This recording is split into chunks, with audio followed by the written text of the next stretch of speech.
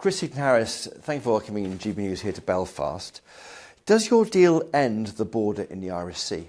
The deal does a whole host of things, actually.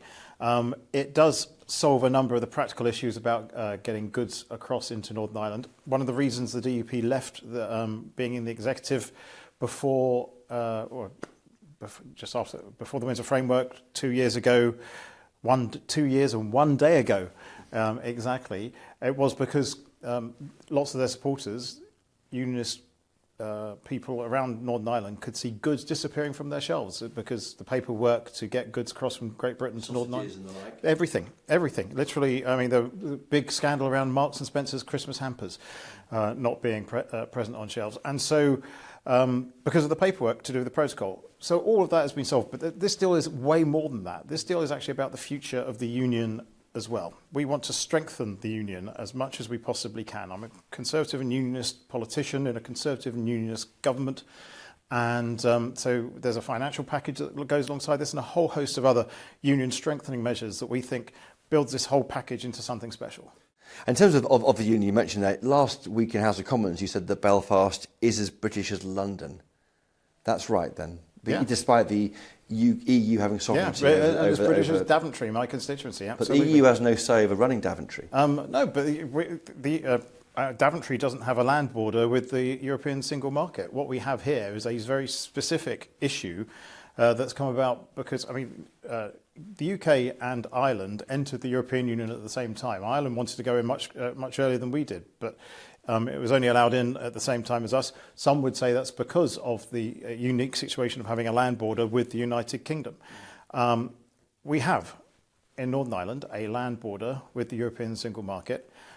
It's a very important land border. It's historic in many ways because it's been the cause of a number of trouble. In fact, you could say it's been the cause of the troubles that lasted 30 years here, killed over 3,000 people.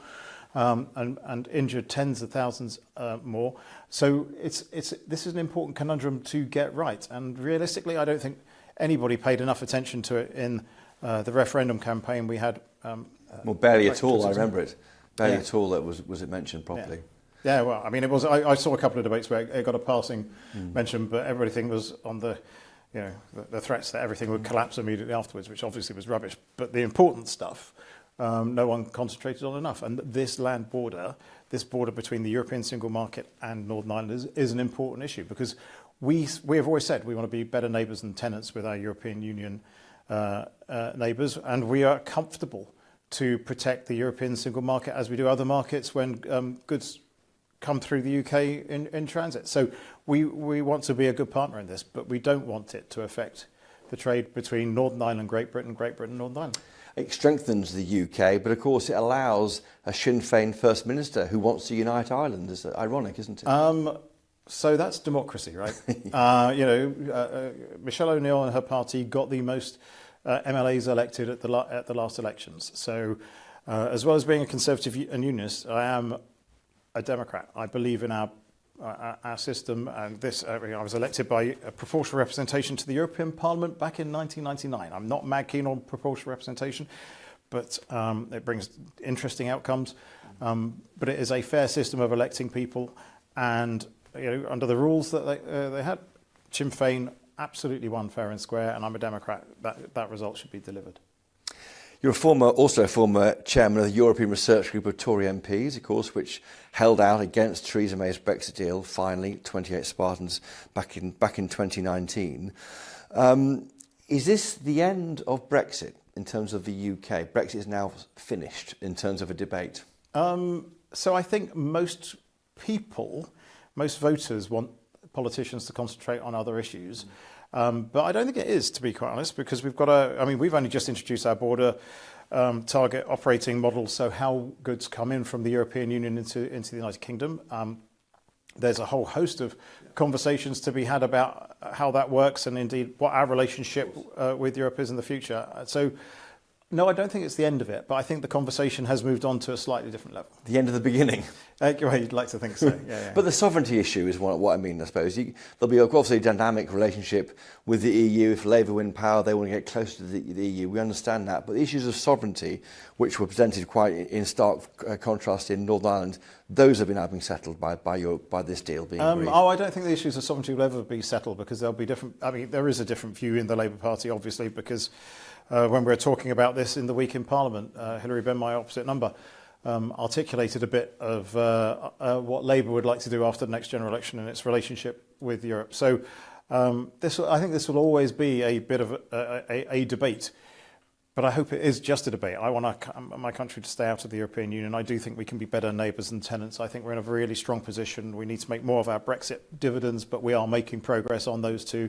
This is the right trajectory for my country. And Unionists should be happy with this deal. I think Unionists should be both happy and comfortable with this deal, because it does come. It's as I say, it's part of a package that strengthens our union, and I think it's unfair and incorrect to say anything else. I should have asked you when you thought you might get this deal, because the two sides were a long way off for a long period over the past 2 years. Yeah, it's been an interesting. I mean, I've been Secretary of State since September 23, and I don't think many people thought this would ever happen. Was there a moment at which you suddenly thought, what was the breakthrough moment? I thought we had a number of breakthrough moments, but lots of them turned into false dawns. So I'd got to the point where I was actually waiting for Stormont to sit and elect a Speaker, First Minister and Deputy First Minister. So mine was yesterday. And it's going to hold this deal. There won't be any walkouts. It's going to, the Stormont will remain in place. The executive will remain as it is now. Yeah, I think there is a strong foundation now with a strong amount, with a big amount of money. £3.3 billion is in this deal to transform Northern Ireland's public services, do all the union building measures enhancing measures that we talked about, and indeed, I mean, with Northern Ireland's unique status for goods being manufactured here.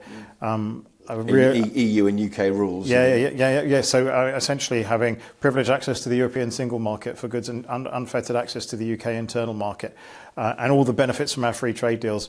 I think this is going to be a great place to invest in the future. Well, just on that point, what's your forecast for FDI, foreign direct investment, into Northern Ireland because of that dual? I'm already confident that it's going up. I believe this region performed better than all the other regions at the back end of last year, and that's absolutely going to continue. I'm very pleased to say that for a number of months now, I've had a lot of people telling me they're waiting for Stormont's reform because they want that foundation of solid government, and then money will come, and I'm absolutely sure it will.